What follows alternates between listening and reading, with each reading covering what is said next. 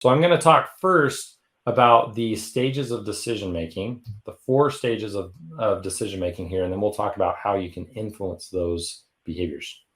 So the first one is consideration. Think about this for yourself. You're a consumer. The first thing you do is you decide to consider a purchase. You say, hey, I'm going to buy a vacuum. And so now I'm looking online and I'm looking at all the different vacuum options and I'm browsing search results. Then one of them looks interesting.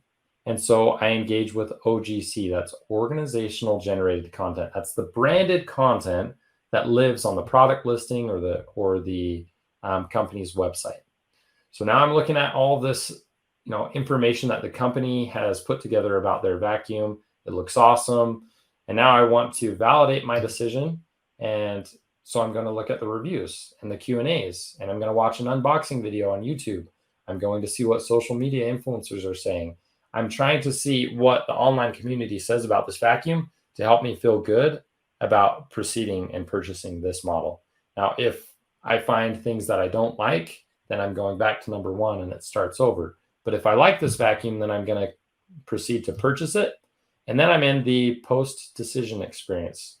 That's essentially what's my actual experience with the vacuum, with that product directly.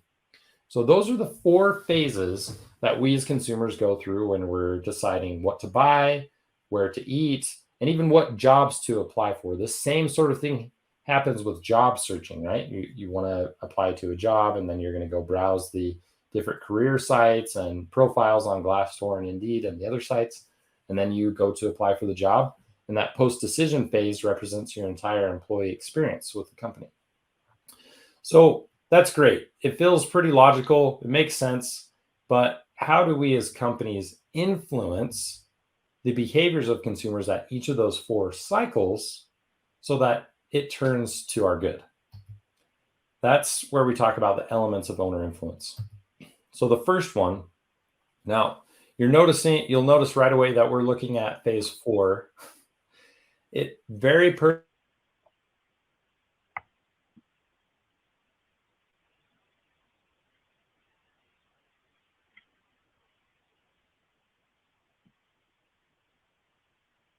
I'm not sure who froze here, but Matt seems to be frozen for a moment. Hopefully he'll come back on.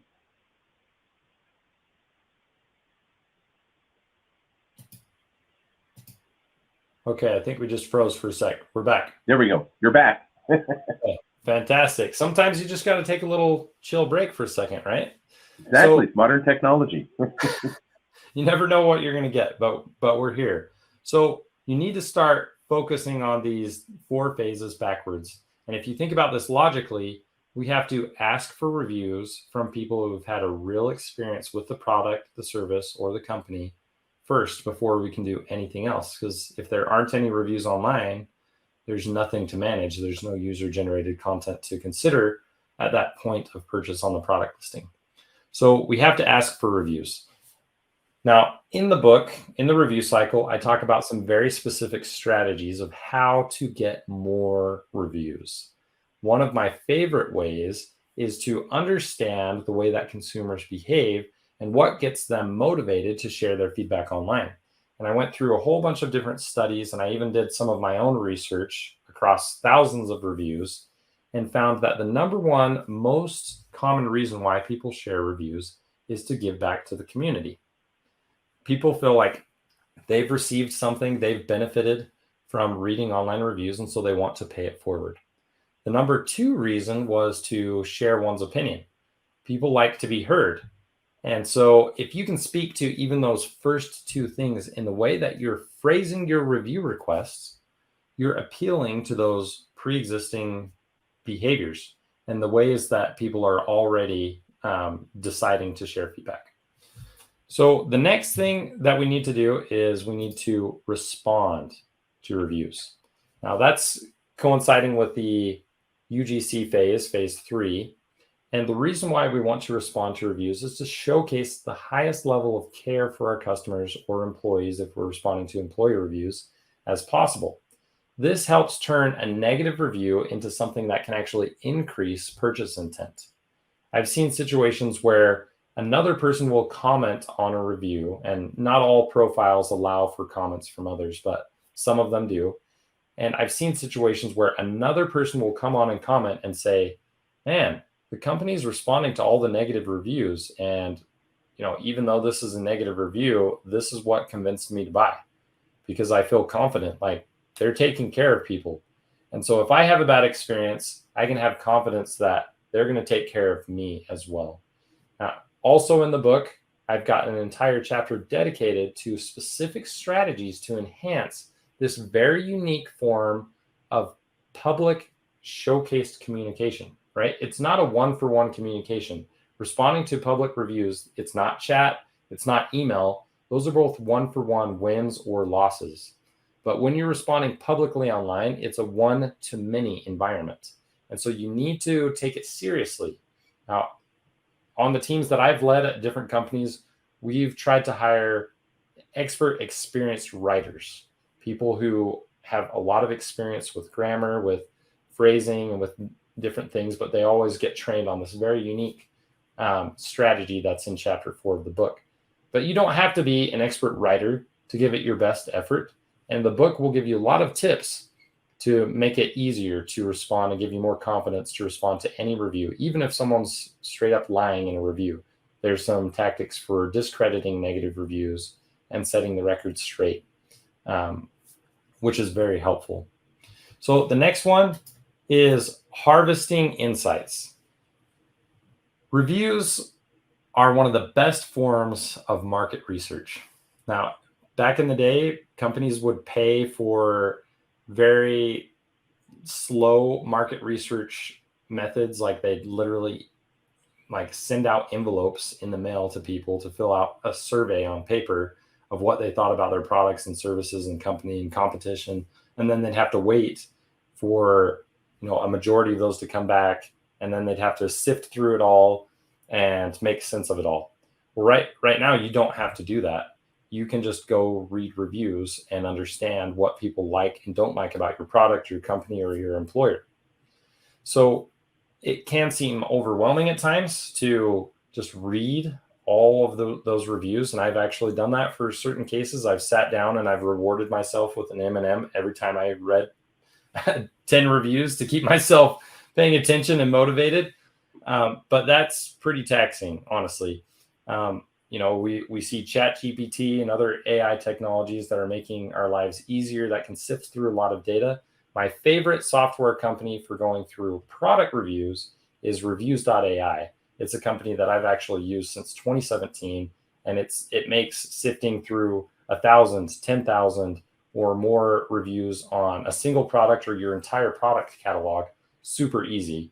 And it just serves you all of the positive and negative trends, so you can make decisions being informed and a lot faster.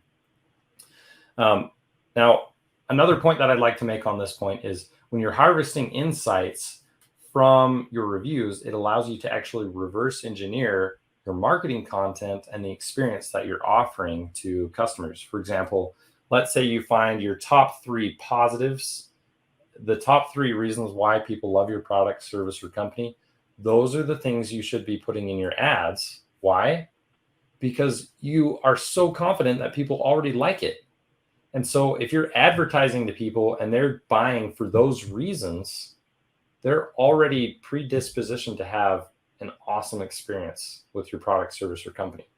Now, the top negatives, of course, those are the areas of biggest opportunity that you have to increase your ratings and increase your sales. So you need to take those things seriously as well. Now, if you want to take this up a notch and be even more sophisticated, you could look at your competitors as well. And you could say, okay, look, here's our top positives and here's our competitors' top positives.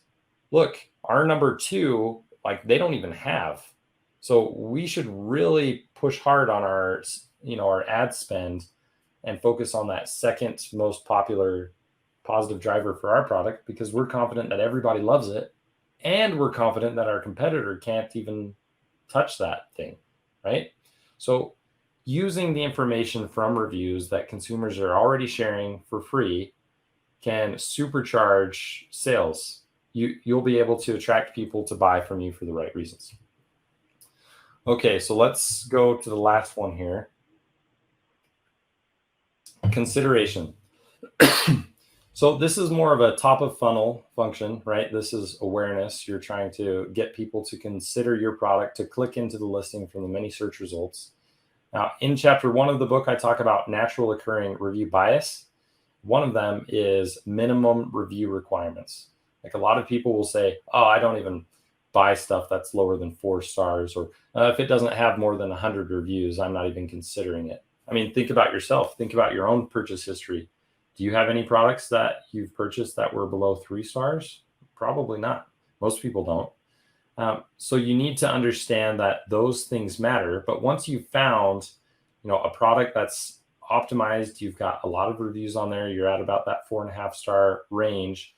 That's your product that's going to be most efficient in driving conversions when you put ad spend behind it. And the other thing is you can use what you learned from harvesting insights to inform your ads as well.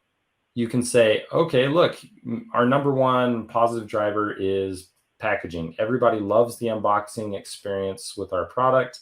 And so we're going to find a review that highlights that in less than 90 characters because it's really short and easy to read. And we're going to put that review in an ad. Yotpo did a study about the efficiency of UGC in Facebook ads, and they found that ads featuring reviews on Facebook would have 4 times the click-through rate at half the cost. So definitely, it's way more efficient to allow the community to influence the community. You're just kind of connecting the dots by finding that piece of UGC content that aligns with your positive experience drivers, and you're putting it in front of your audience with an ad. Okay, so we've talked about the 4 phases of consumer decision making. We've talked about the 4 elements of influence you can have, and that is the review cycle. This entire model right here, it's also the namesake of the book itself. So